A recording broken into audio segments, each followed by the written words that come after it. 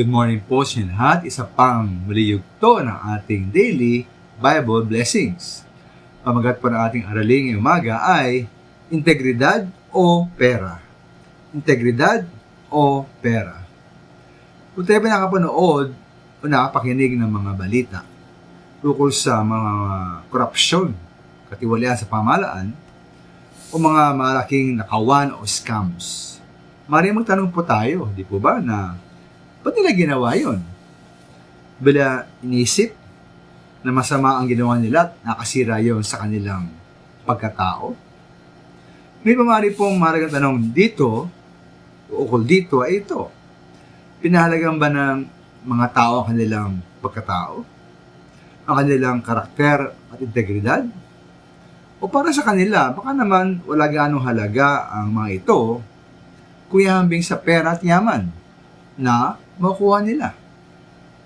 Ngayon po tayong mga nagsasabing Kristiyano, mahalaga ba sa atin ang ating pagkatao, ating karakter, ang ating integridad? O handa ba natin ipagpalit ang mga bagay na ito sa pera at yaman? Ngayon, paano ba sinasabi po ng Biblia o sa mga bagay na ito? Ayon po sa Kawikaan 28:6, sabi po roon, mabuti nang mahirap na namumuhay sa katwiran kaysa taong mayaman ngunit makasalanan. Iniwala ba tayo rito? Man iba ay hindi. Adibali ng manloko at gumawa ng masama, basta magkaroon ng pera at mag-enjoy na kanilang buhay. Binakalungkot po ito, di ba? Ang minamahal. Wait, para po sa akin, marami mga taong ganoon. Pag-iisip at layo sa kanilang buhay.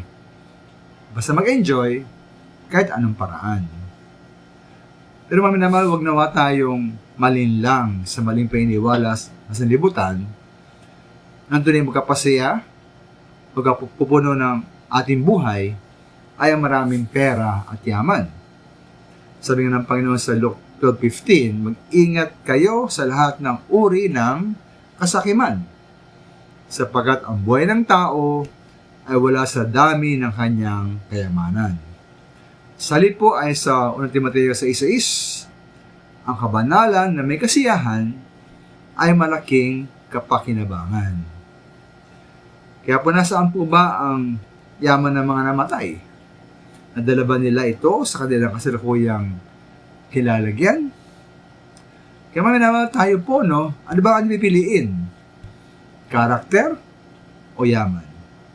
Integridad o pera? Nawa po ating higit-higit mahalagahan ating pagkatao, ating karakter, at ating integridad. Maraming salamat po.